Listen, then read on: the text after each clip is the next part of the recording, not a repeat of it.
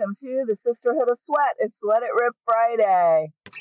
Hi, I'm Linda Mitchell, 54-year-old elite obstacle racer, award-winning fitness competitor, gym owner, and author. Welcome to the Sisterhood of Sweat podcast, where we will approach the difficult topics of life, interview inspiring guests, and bring empowerment to all.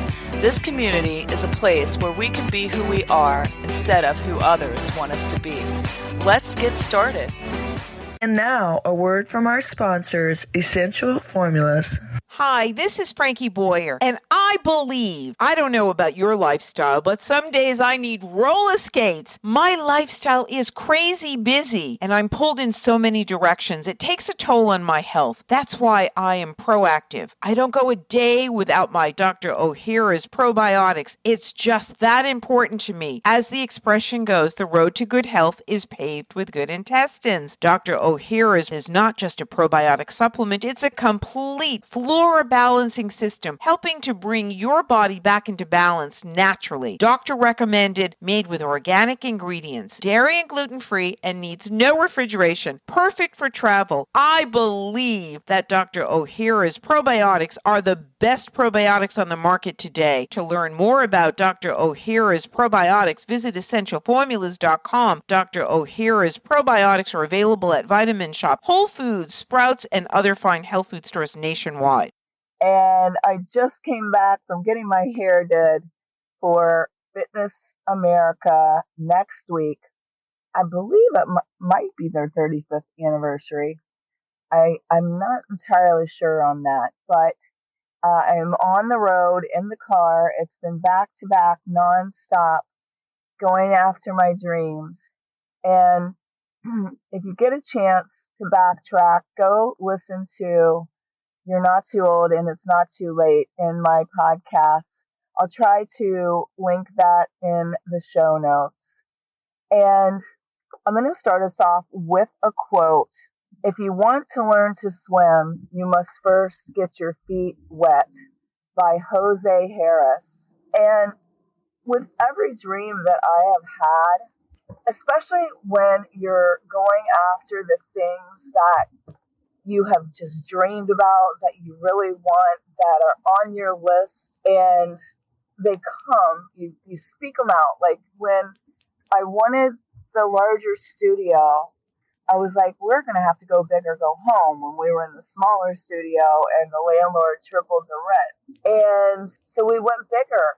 But when I was just in the second expansion, I remember I kept speaking about the way that it was going to be, the way the other side was going to be, what my vision was, how great, and just speaking those things into existence, speaking what you want, having faith surrounding what you see in your mind's eye, though it isn't physically there yet. And when you're feeling called to something, praying and believing and continuing to seek God's voice, and are you hearing clearly, getting clarity, getting alone, and just really seeking out what is in your heart.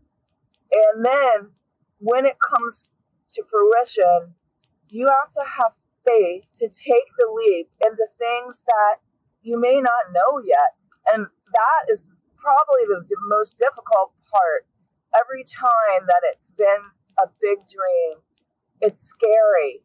And you have all these things come up like, well, how do I do this? I don't know how to do that.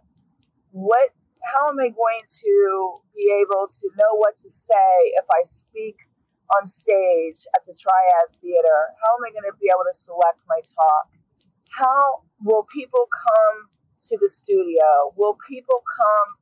Will they listen to the podcast? Will anyone listen besides my grandmother? I'm just saying, you have all of these thoughts, and who am I to do this? Am I enough? Am I smart enough? Am I rich enough? Am I pretty enough? And, all these things that go through your mind when you're getting ready to take a leap. Just like the quote said, like the very first time I spoke, it was because people were bailing on going to my grand opening, and they weren't, not the people that were coming to the grand opening, but the speakers were like having to cancel. And I remember I had kept trying not to speak, and in that moment, I knew this was happening for me, not to me, that I was going to need to show up and jump into the pool fully and immerse myself and say the things that I was meant to say instead of dodging them. And when I did that, that was very freeing. It freed me from all the fear, all the stage fright. It moved me forward in a way that inaction never could. And being able to see how you're speaking up and showing up affects the lives of others. When you have a dream that's bigger than yourself and it includes people that you could actually make a difference in their existence and their lives, you have to show up first before you can see the magic. And if you're sitting back in inaction thinking, who am I to do this?